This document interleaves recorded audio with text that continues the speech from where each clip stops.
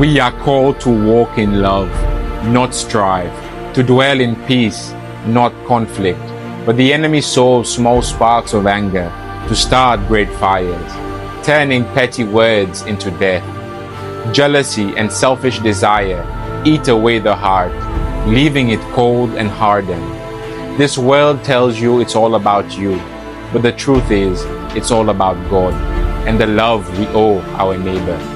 We must seek first the kingdom, not the cravings of the flesh. For our Lord commanded, love one another as I have loved you. Be who you were made to be, a vessel of the Spirit, not a slave to this world. Even when hell is dressed in beauty, do not be deceived. Walk in the light of the Lord.